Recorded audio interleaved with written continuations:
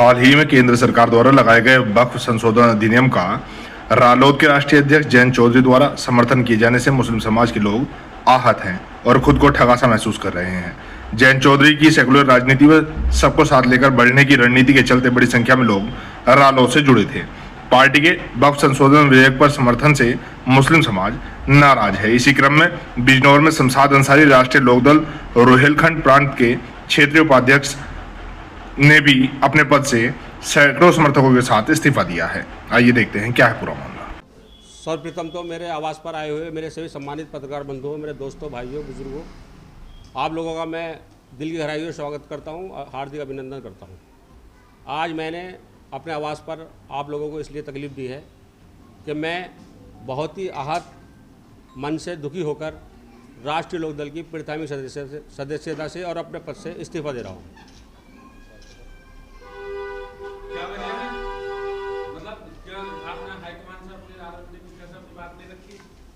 वजह राजवीर भाई ये है कि मैंने हमेशा सेकुलर राजनीति की है। मैंने हमेशा अपनी कौम और सभी समुदाय को साथ लेकर चलने का काम किया है।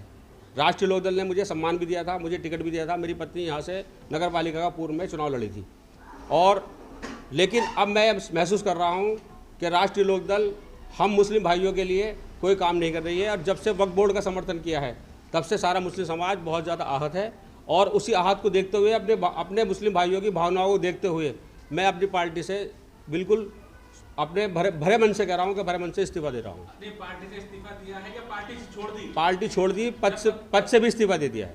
मैं राष्ट्रीय लोकदल में क्षेत्रीय उपाध्यक्ष था, मुझे सम्मान दिया था। इस सम्मान के लिए राष्ट्रीय लोकदल का जयंत चौधरी जी का बहुत बहुत शुक्रिया। लेकिन मैं आज भरे मन से अपनी पार्टी से और अपने पद से त्याग पत्र दे रहा हूँ। और भी अन्य जो मुस्लिम जुड़े हुए हैं क्या वो भी कुछ? मेरे साथ लगभग, मैंने इसमें नाम भी खोले हैं और मेरे साथ लगभग आज 200 लोगों ने सामूहिक इस्तीफा दिया है। वो सब लोग मेरे साथ जुड़े हुए थे और जो मेरे साथ राष्ट्रीय लोकदल का दामन थामा था उन सभी लोगों ने पार्टी की प्राथमिक सदस्यता इस्तीफा दे दिया है।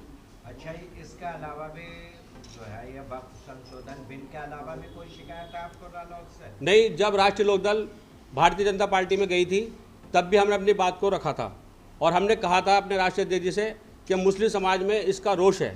तो तब राष्ट्रीय अध्यक्ष जी ने मुझे और ज़िले के तमाम मुस्लिम नेताओं को बुलाकर पूर्ण रूप से आश्वासन दिया था कि कहीं भी किसी मुस्लिम समाज का उत्पीड़न शोषण नहीं होगा। लेकिन जैसा पूर्व में देखा गया है कि संभल के इतना बड़े मामले में भी हमारे राष्ट्रीय अध्यक्ष जी नहीं बोले हैं और कई मामले ऐसे हुए हैं, ईद की नमाज में भी उन्होंने गोलमोल जवाब दिया है। जबकि सब लोग जानते हैं कि राष्ट्रीय लोकदल एक सेकुलर पार्टी के रूप में गिनी जाती है। हर समुदाय, हर वर्गों का वोट राष्ट्रीय अध्यक्ष हमारे जयंत चौधरी जी के पास था। लेकिन जब तक मैंने देखा, मैंने बहुत सोचा कि मुझे क्या करना चाहिए। लेकिन अब वक्त आ गया है कि जो हमारे हकों की, हमारे हितों की लड़ाई को लड़ने के लिए तैयार नहीं है, मैं इस पार्टी में रहने के बिल्कुल भी लायक नहीं हूँ। मेरी इच्छा नहीं है। अच्छा, क्या आपको लगता है जो आरएलडी मुखिया जयंत चौधरी हैं, क्या उन्हें लगता है कि अब उन्होंने मुस्लिमों का साथ छोड़ दिया बीजेपी में जाकर? बिल्कुल, पूर्ण रूप से इस बार अब छोड़ दिया। पहले तो वो सुन भी रहे थे कुछ, लेकिन जब से वक्फ बोर्ड का समर्थन हुआ है तब से उन्होंने लगभग साथ छोड़ दिया।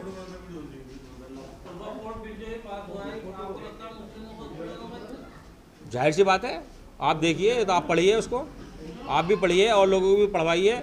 और अगर नहीं हो रहा है तो ये एक बात बताइए कि वक्फ बोर्ड, जब वक्फ बोर्ड आया है तो तमाम पार्टियां उसका विरोध कर रही हैं। मुस्लिम हिंदू की बात नहीं है, तमाम सेकुलर पार्टी भी हैं जो वक्फ बोर्ड का विरोध कर रही है। खाली मुस्लिम विरोध नहीं कर रहे वक्फ बोर्ड का। जो सेकुलर पार्टी है, जो अपने आप को ये मानती हैं कि हमें सभी धर्मों का वोट चाहिए, वो इस तरह की राजनीति नहीं करते हैं। देखो, मैं किसी पार्टी में टिप्पणी करने के लिए यहाँ नहीं बैठा हूँ। बीजेपी क्या कह रही है, क्या नहीं कह रही है, मैं इस बात से मतलब नहीं है। लेकिन मैं आज ये जानता हूँ कि मैं आज इस पार्टी में, मेरी इच्छा नहीं है, तो मैं पार्टी से भरे मन से इस्तीफा दे रहा हूँ। वसीम भाई ने सवाल किया है कि मैं इस पार्टी में आया क्यों था। मैं लगभग 25 वर्ष से समाजवादी पार्टी का सक्रिय सिपाही था और मैंने सारे चुनाव समाजवादी पार्टी को लड़ाए और 2017 में मेरी पत्नी को समाजवादी पार्टी ने सिंबल देकर नगर पालिका का टिकट दिया। हमने भारी मतों से, आप पब्लिक के आशीर्वाद से हमने उस कुर्सी को संभाला। पूरे 5 साल मैंने समाजवादी पार्टी का झंडा उठाए रखा। मैंने ईमानदारी के साथ उसका दामन थामा और सभी आंदोलन में मैंने हिस्सा लिया। 2023 में पुनः मेरी पत्नी को समाजवादी पार्टी का टिकट दिया गया नगर पालिका परिषद चुनाव से। लेकिन एक नेत्री के कहने से मेरी पत्नी का टिकट नॉमिनेशन के बाद काटा गया और मुझे सूचित भी नहीं किया गया मुझे बताया भी नहीं गया कि आपका टिकट काटा जा रहा है। मुझे ये भी नहीं बताया गया कि आपको इनका चुनाव लड़ाना है। राष्ट्रीय अध्यक्ष जी प्रदेश अध्यक्ष से मेरे पास कोई कॉल नहीं आई, तो मैं वहाँ ठगा हुआ महसूस कर रहा था। मेरे समर्थकों ने कहा कि जब आपका इतना अपमान हो रहा है तो चुनाव लड़ो। चुनाव लड़ने के लिए राष्ट्रीय लोकदल ने मुझे इज्जत दी, मुझे टिकट दिया, मुझे सम्मान दिया। मैं राष्ट्रीय लोकदल में गया, मैंने चुनाव लड़ा और मैंने लगभग 9000 वोट पाकर राष्ट्रीय लोकदल का और अपनी पार्टी का और अपना सम्मान बढ़ाया। नहीं, आप इतने बड़े वरिष्ठ नेता रहे हैं समाजवादी पार्टी के, आपके साथ वाकई नाइंसाफी की, आपका टिकट काटा गया और रातों रात मतलब आपको एक तरह नहीं दी गई। मगर आप ऐसी पार्टी चूज की जिस पार्टी का इतिहास रहा है कि वो मुसलमानों के तो वोट ले लेते हैं, मगर वो उनकी बिरादरी का ये चीज मुसलमान कहने को नहीं मिलता। वसीम भाई, इतिहास ये रहा है, तो आपने ऐसी पार्टी को चुनी। वसीम भाई, मैं आपकी बात से पूर्ण रूप से सहमत हूँ। राष्ट्रीय लोकदल समाजवादी पार्टी का 2022 में गठबंधन था विधानसभा चुनाव में। मेरा 16 अप्रैल 2023 को मेरी पत्नी को समाजवादी पार्टी का सिंबल मिला।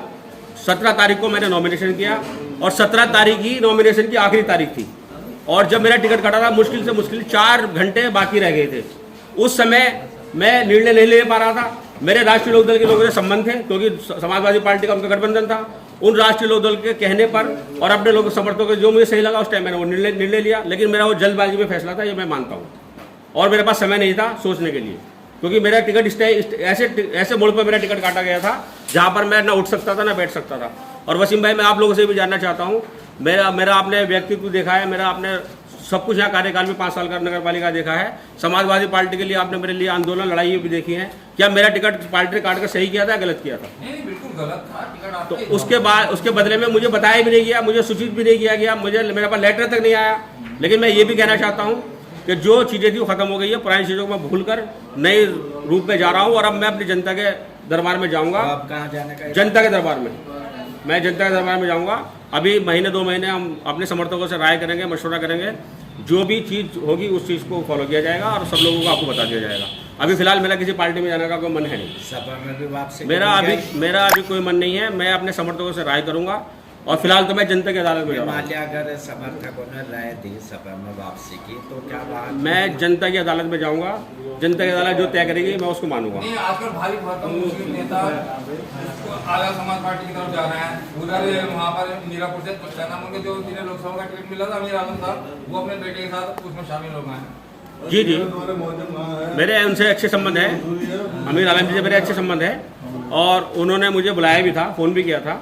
मेरा उनसे पारिवारिक संबंध है, उनके लड़के से मेरी दोस्ती भी है डॉक्टर साहब से। तो अभी सब चीज़ों पर विचार किया जाएगा। फिलहाल तो मैं पार्टी छोड़ रहा हूँ, मैं किसी पार्टी में जा रहा हूँ ये मुझे भी नहीं पता। अभी मैं अपने लोगों से मशवरा करूँगा तो उसके बाद ही बता पाऊँगा। नहीं चाहेगी तो कोई बात ही नहीं है। जनता के फैसले पर निर्भर करेगा। जनता ने मुझे कहा था 2017 में चेयरमैन नहीं लड़ो, मैंने लड़ी। मुझे वोट दिया, मुझे जिताया, मैंने उसके बदले में पूर्ण रूप से जनता का हक अदा करने का पूरा काम किया। कुछ कमी बेसी रह गई थी इसलिए मैं हार गया, चाहे वो टिकट की कमी हो या कुछ भी कमी हो। उसके बाद जब से मैं चुनाव हारा हूँ, आप लोग सब भली बात वाकिफ़ हो कि मैं घर नहीं बैठा हूँ। जो मुझसे हो रहा है जनता के हितों की लड़ाई लड़ने के लिए मैं पूर्ण रूप से तत्पर हूँ। शासन प्रशासन को साथ देकर मैं उनकी लड़ाई को लड़ने का काम कर रहा हूँ, आगे भी करता रहूँगा। पार्टी मेरा सिंबल नहीं है, मेरा चेहरा व्यक्तित्व मेरी पहचान है। उस पहचान के बदले में जो मुझसे जायज़ काम मुझसे होंगे वो मैं करने के लिए तैयार रहूँगा आगे भी। राजनीतिक दलों के नेताओं में चर्चा है, शहर के लोगों में चर्चा है कि आपने दिल्ली में MIM का इलेक्शन लड़ाया जा करके और 27 का चुनाव MIM के टिकट पर लड़ने की तैयारी कर रहे हैं, तो कहाँ तक सही है? नहीं, मैं आपको ये बता दूं जहीर भाई, मैंने MIM का चुनाव नहीं लड़ाया। वो एक इंसिडेंट कह सकते हो आप, क्योंकि शिफा रहमान साहब मेरे बहनों लगते हैं रिश्ते में। उनके जो साले हैं शादाब अहमद, संभल के रहने वाले, मेरे अजीज दोस्त हैं। उन्होंने मुझे बुलाया था वहाँ पर, मैं उनके बुलाने पर गया था। वहाँ बिजनौर के कुछ लोगों ने मुझे बुला लिया, मुझे मंच पे चढ़ा दिया। वहाँ मैंने भाषण दे दिया। मैं ये नहीं कहूँगा मैंने भाषण दे दिया, मैं ये नहीं कहूँगा मैंने चुनाव नहीं लड़ाया, लेकिन एक वो इंसिडेंट कह सकता हूँ मैं। ऐसा मेरी प्लानिंग नहीं था। मैं एक संबंध निभाने, रिश्ते निभाने गया था।